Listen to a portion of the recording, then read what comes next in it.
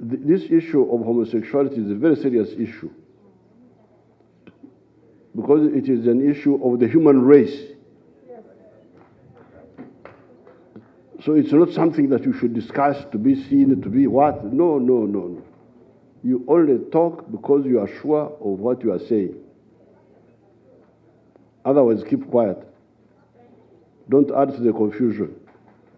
There is enough confusion already. Now, when we are discussing the issue of homosexuality, in the last 200 years, in this part of the world,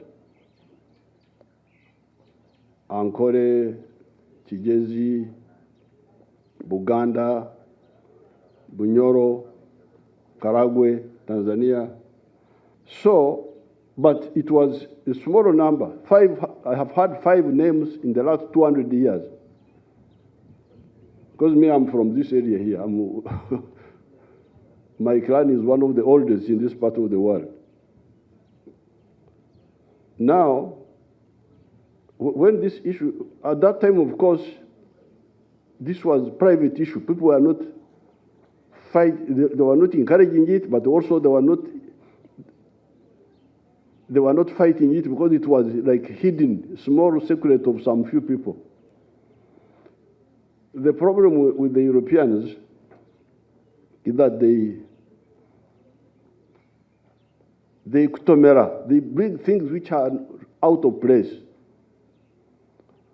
So when it came up, 2014, now this time, I started trying to study this issue. What is it? Is homosexuality genetic? Is it in some people, some inherited? Is it hormonal? That somebody gets imbalance of hormones? Because there are some people who get those problems of hormones. The conclusion was no, this is a psychological disorientation by some people at some stage. It's not genetic, it's not hormonal, it is a psychological disorientation where somebody, because of some experience, hates the people he should love and love the people he should not love. It's a type of like a sickness. So if that is the case, that suspicion of merely being suspected to be cannot be criminalized, cannot and should not be criminalized, because he is like a sick person. If somebody is sick, do you criminalize him for that? Now, I'm glad when they went back, apparently they cured this. This was what was cured. The problem is that, yes, you are disoriented. You have got a problem to yourself. Now, don't try to recruit others now. If you try to recruit people into your disorientation, then we go for you. We punish you. That's number one. But secondly, if you violently grab some children and you rape them and so on, we kill you. And that one I totally support and I will support.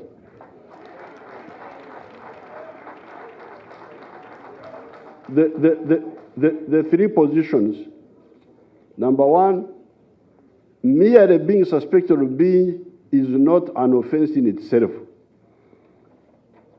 You are a person to be helped if you want helped, because it was said that some of the people can be helped to get back to normal. But secondly, if you want now to disorient others, we go for you, we punish you by imprisonment. If you go beyond that and you start raping children and so on, we kill you. So there, we are, so, but later on, a woman from the World Bank rang me, and I told her exactly as I'm telling you. I said, I'm going to sign the bill because of the 3 points I've told you. Merely being, no, we cannot criminalize you. Being and trying to recruit, we punish you by imprisonment. Raping, we kill you. So, but then the woman of the World Bank told me two other points, which although I have signed the bill, I would like us to look at it also ourselves, because I don't want to be on the side of wrong. In all these fights, I have never stood on the wrong side. Never. That's the line of the NRM. We never have two languages. What we tell you in the day is what we shall tell you in the night. So therefore, the woman of the world, so therefore the signing is finished, nobody will move us. But the woman from the World Bank told me two issues, for which I was going to return the bill again. Issue number one is requiring employers to make sure that there are no homosexuals in their company. Something like that. Something like you must ensure that the employers what. But how if that is there, I didn't read the whole bill, but if that is there, then we shall have to look at it, because it's really, you are wasting people's time to know how many people in the company are. That's what the woman of the World Bank told me. That's number one. If it is there, we shall have to sort it out. Now, the second one, where I think we would be on the wrong ground, is to blame real estate owners for houses being rented by homosexuals.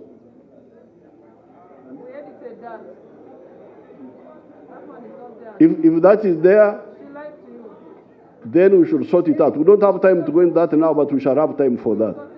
So these are the two areas which you should check again. So I was about to return the bill again, but then the end of last week, I was going through my papers, and I saw the letter from the Attorney General telling me that the issues I had raised with the whips had all been resolved, that I should now sign the bill, and I signed it. So, if you don't have the other weaknesses there, forget about all this nonsense. What I don't want is a SOV on our side. We don't want any SOV, any mistake, because you cannot say, I am an employer. I have got so many employers at Kisozi. How do I know who is a homosexual? And if I own a house, if I'm renting houses, how can I go to check the tenants who is homosexual and who is not homosexual? So please, otherwise, if we are sure that, because these are the only two weaknesses that I had, if they are there. But otherwise, we shall move. If they cut aid, we shall sit down and discipline our expenditure, rearrange our budgets. If they interfere with our trade, we shall trade with others. So that one is not my, and that's what I was telling you. The other time when I met you at Kololo, I said, you people, you should be ready for a war. And you cannot fight a war when you are a pleasure seeker, if you like a soft life. So war is not for soft life.